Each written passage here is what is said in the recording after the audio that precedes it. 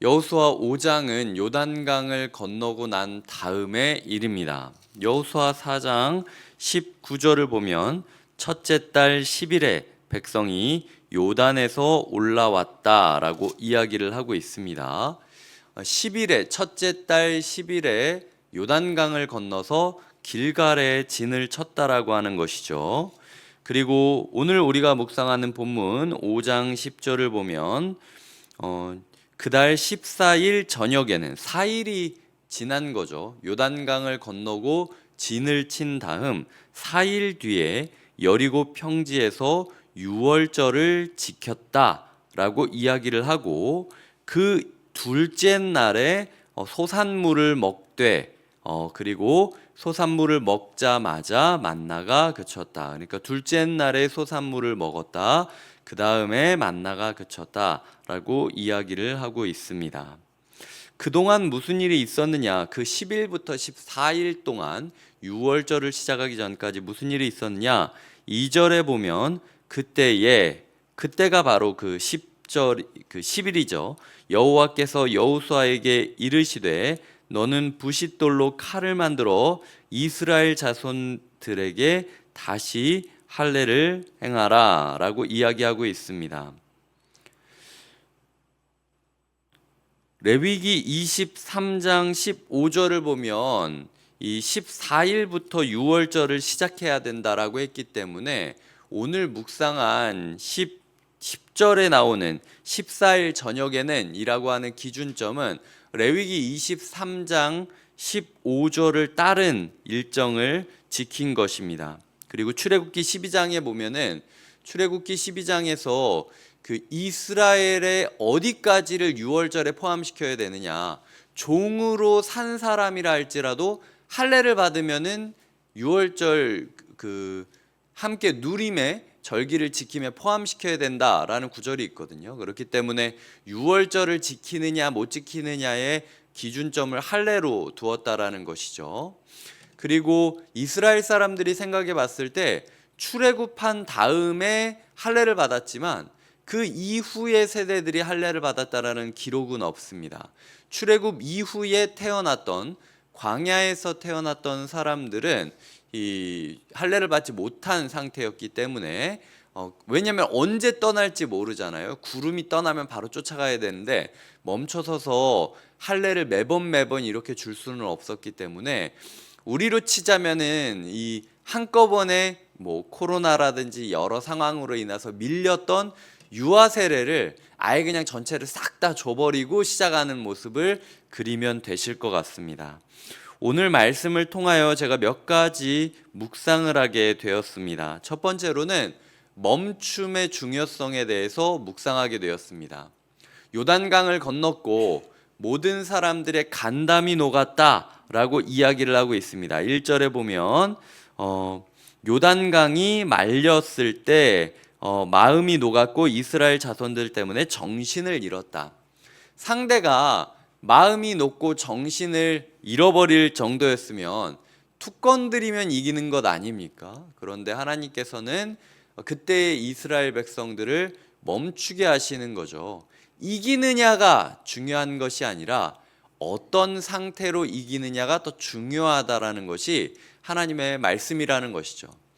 새해를 맞이하셔서 하고 싶은 일이 얼마나 많으시겠습니까? 꿈꾸는 일이 얼마나 많으시겠습니까? 하지만 이 새해를 넘자마자 하나님께서 우리에게 이야기하시는 교훈은 멈춰야 된다라는 거예요. 돌아봐야 된다라는 겁니다. 여유를 가져야 된다라는 겁니다. 어디로 가느냐가 중요한 거지 지금 빨리 뛰느냐 안 뛰느냐가 중요하지 않다라는 거예요. 그렇기 때문에 이 새벽에 우리가 나온 이유는 하나님께서 멈추라고 주신 겁니다. 내 열정, 내 욕심, 내 생각, 내 계획을 잠깐 멈추고 하나님 앞에 거룩함을 유지하느냐를 점검하는 시간이 바로 이 요단강을 건너자마자 새해를 지나자마자 이스라엘 백성들과 우리에게 허락하신 하나님의 시간임을 기억하며 빨리 달리고 싶겠지만 멈추셔야 돼요. 마라톤을 뛰거나 전쟁을 할 때 대책 없이 달리기 시작하면 처음에는 빨리 달리는 것 같아도 방향을 잃고 엉뚱한 데로 가거나 힘 배분을 못해서 금방 지치기도 합니다. 우리가 전체적으로 어떤 여정을 걸어야 하는지, 어떤 싸움을 해야 되는지 배우지 않으면 쉽게 무너지고 지칠 수밖에 없어요. 하나님께서 성도님들에게 멈춤을 요구하고 계십니다. 그 멈춤이 그냥 휴가를 가는 것입니까? 아니죠. 할례를 받는 것입니다. 고통스럽지만 거룩을 유지하고 있는지를 점검하고 있다라는 것이죠. 하나님께서 우리에게 묻고 계시는 겁니다. 너희의 거룩함은 어떻게 유지되고 있느냐? 너는 정말 예배에 어울리는, 유월절이라는 축제에 어울리는 신앙인으로 살아가고 있는가? 하나님께서 물어보시는 것을 기억하며 우리의 예배를 점검해야 할 것이고, 예배를 예배답게 드리고 있는지, 유월절을 유월절답게 드리기 위하여 준비되어 있는지를 점검해야 된다라는 것이죠. 첫 번째로는 멈춤의 중요성에 대해서 제가 이야기를 드렸습니다. 두 번째로는 이 멈춤을 하다 보면 나도 모르게 내가 존경하는 사람의 행적을 따라가게 된다라는 거예요. 여호수아가 할례를 시작하게 됐을 때 제가 떠올랐던 장면은 출애굽을 시작하기 전에 모세의 아이들을 할례시켰던 장면이었습니다. 3장에서 출애굽기 3장에서 하나님의 부름을 받고 4장에서 이집트로 들어가 이제 복음을 전하기 직전 모세의 아들들이 할례를 받지 못했기 때문에 하나님이 심판하시려고 했고, 그때 그의 아내가 화를 내면서 그 아들들을 할례하는 모습을 그리고 있습니다. 이 장면과 그 장면이 오버랩되는 부분이라는 것이죠. 모세 또한 광야에서 이 낳았던 아이들을 할례시키지 못했던 것을 하나님께서 점검시키면서 새로운 여정을 떠나게 하셨듯, 여호수아는 자기도 모르게 하나님의 말씀을 따르다 보니까 어느새 자기가 가장 존경하는 그 모세의 행보를 이어가고 있음을 깨닫게 된다라는 것이죠. 모세가 입었던 옷을 흉내낸다고 여호수아가 모세가 되는 것이겠습니까? 모세가 했던 말투를 흉내낸다고 여호수아가 모세를 이어가는 것이겠습니까? 아니에요. 모세가 하나님의 말씀을 따라 흘러갔던 것처럼 여호수아도 순간순간 하나님의 말씀을 듣고 하나님의 말씀을 지키다 보니까 어느 순간 모세가 걸었던 그 발걸음을 똑같이 찍고 있는 모습을 그리고 있다라는 것이죠. 우리의 인생 가운데 닮고 싶은 신앙인이 누가 있습니까? 그 사람이 입었던 옷을 따라 입고, 그 사람이 했던 말투를 따라하고, 그 사람이 했던 것처럼 흉내를 낸다고 그 사람의 발걸음을 걸어가는 것입니까? 그 사람이 하나님의 말씀을 듣고 순종하며 나아갔던 길을 우리 또한 오늘 주시는 하나님의 말씀을 듣고 순종하며 나아간다면 나도 모르게 그 사람의 행보를 밟고 있는 모습을 그릴 수 있다라는 것이죠. 그렇기 때문에 사람을 보면서 흉내내려고 하시는 것이 아니라 말씀을 따라가십시오. 말씀을 따라가다 보면 어느 순간 우리가 그 길을 이미 걷고 있음을 깨닫게 될 것이라는 것을 두 번째로 묵상하게 되었습니다. 첫 번째로는 멈춤의 중요성에 대해서 고민하게 되었고, 두 번째로는 멘토링, 우리가 멘토를 흉내낸다고 우리 그 길을 걸어갈 수 있는가? 아니다. 하나님의 말씀을 따라가야만 존경하는 그 길을 걸어갈 수 있는 것이다 라는 이야기를 드렸고요. 세 번째로는 10절이었습니다. 또 이스라엘 자손들이 또라는 말이 이어지고 있죠. 할례 이후에 14일 저녁에 여리고 평지에서 유월절을 지켰다. 생각해 보겠습니다. 요단강을 건넌 게 10일이었습니다. 유월절을 지킨 게 14일이었습니다. 유월절을 지키기 전에 이스라엘 백성의 70%에서 80% 정도 되는 사람들이 할례를 받았습니다. 70%? 네. 남자와 아기 남자까지 다 포함된 거였으니까 뭐 거의 아무리 해도 50%, 남녀라고 치면 50%, 50%에서 한 70% 정도라고 생각할 수 있겠죠. 그런데 이제 어쨌든 이제 그 안에서 할례를 받았는데 10일에서 계산해 보면 10일에서 14일 동안 모든 민족이 할례를 받으면서 무방비 상태가 됐어요. 할례를 받았을 때 대부분의 사람들은 10일 정도는 거동이 어려울 정도로 힘든 상황이었다라고 합니다. 하나님께서 기다려주지 않아요. 10일 이후에 할례를 받아라. 아니면은 일찍 요단강을 건너게 하시고 한 달 정도 시간을 줄 테니까 할례 받고 충분히 쉰 다음에 유월절 지키라 라고 얘기하지 않습니다.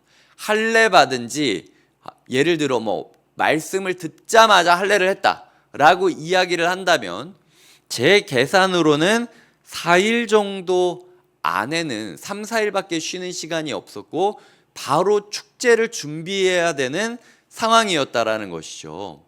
이 축제라는 게 뭐 거하게 준비하든 빈하게 준비하든 간에 어쨌든 원래 루틴이 아닌 일상이지 않습니까? 나름대로 신경 쓸 것도 많고 준비해야 될 것들도 있었겠죠. 게다가 요단강을 가르고 나서 행하는 첫 번째 유월절이기 때문에 기적을 눈앞에서 봤는데 이거 내가 실수했다가 이게 심판의 기적이 되어서 나를 뒤엎을 수도 있는 것이기 때문에 얼마나 신경 써야 했겠습니까? 하지만 하나님께서는 그럼에도 불구하고 그 불편한 몸을 이끌고 축제를 준비하게 하셨다라는 겁니다. 그 어느 때보다도 여인들의 역할이 더 중요했을 겁니다.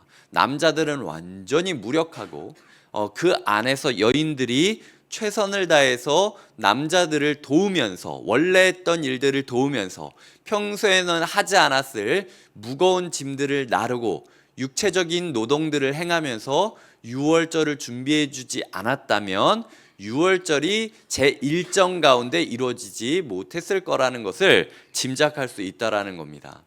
나중에 보면은 싸움은 남자들이지 않지 않습니까? 여자들은 보급이랑 정비 역할을 맡고 하지만 이스라엘 정복 전쟁에 있어서 열외는 없었다라는 것이고 예배를 예배답게 만드는 부분에 있어서 예외는 없었다라는 것을 기억해야 돼요. 할례 받은 지 10일도 지나지 않았는데 유월절 준비해야 했습니다.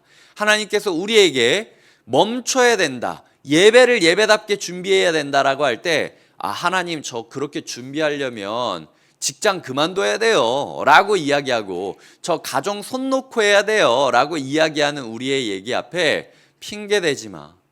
할례를 받고 10일도 안 됐는데도 유월절 지킨 사람들도 있어. 이래야만 이길 수 있는 거야. 너 조금 힘들다고, 너 조금 불편하다고 거룩의 부분에 있어서 신경 쓰지 않는다? 이거 내가 가만히 넘어가지 않을 거다. 하나님께서 말씀하고 있다라는 겁니다. 그렇기 때문에 세 번째로 제가 묵상했던 건 유월절 축제를 축제답게 보내기 위하여 끙끙대면서 움직이는 수많은 남성들과 그 남성들의 몫을 대신 짊어지면서 이 유월절 축제를 뻘뻘 땀을 흘리며 준비해야 됐던 여성들을 통하여 우리의 인생 가운데, 우리의 공동체 가운데 거룩을 유지하기 위하여 모두가 예외 없이 열외 없이 최선을 다하고 진액을 쏟아야 됨을 깨닫게 되었습니다. 자, 그 다음에 보시면은 12절입니다. 또 그 땅의 소산물을 먹은 다음 날에 만나가 그쳤다. 이스라엘 사람들이 다시는 만나를 얻지 못하였고 그 해에 가나안 땅의 소출을 먹었더라 라고 이야기하고 있습니다. 이 거룩이 시대의 분기점이 되었다라는 거죠. 할례를 받고 나서 요단강을 건너고 나서가 아니라 할례를 받고 유월절 축제를 지나고 나서가 광야 시대와 가나안 시대의 분기점이 되었다라는 거예요.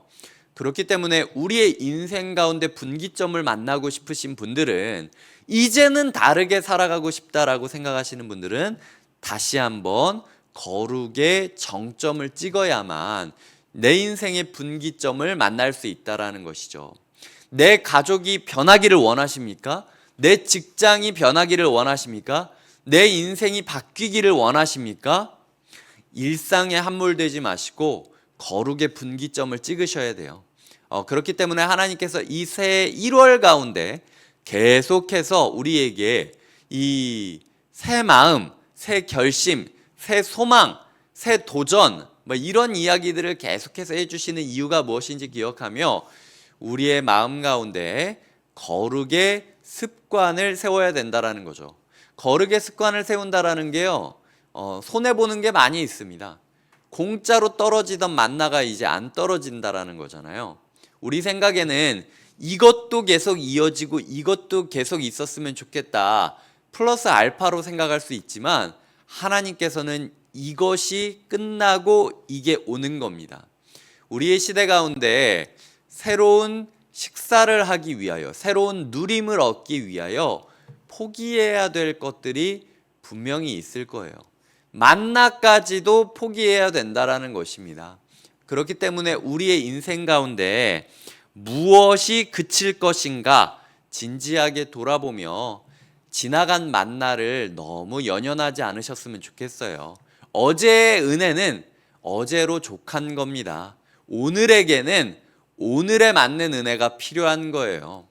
때로는 나의 인생 가운데 중요한 일들로 인하여 은혜 받은 적이 있다 할지라도 이제는 이제에 맞는 은혜 받는 공식들이 필요하다라는 거죠. 이스라엘 백성들은 이제 농사 짓는 법을 배워야 했습니다.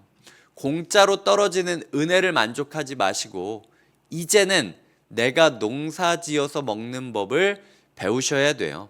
어쩌면 주일날 설교 떨어져서 받아 먹는 만나의 인생에서 이제 여러분들은 가나안 땅으로 들어와서 만나는 그쳤다라고 느낄 수 있지만 자신이 해먹는 즐거움을 배워야 되는 시간일 수 있습니다. 제 설교가 저는 탁월하다라고 생각한 적은 없어요. 제 설교가 진심이라고 생각한 적은 항상 있지만 내가 이 세상에서 설교를 제일 잘하고 만나 먹이듯 그냥 받아 먹기만 하면 술술 녹아서 없어질 정도로 달콤하다라고 느꼈던 적이 한 번도 없습니다. 하지만 제가 확실히 이야기할 수 있는 건 하나님께서 우리 교회 성도님들에게 주고 싶은 말씀은 무엇인가? 만나는 그쳤지만 가나안 땅의 결실이 열렸다라는 거예요.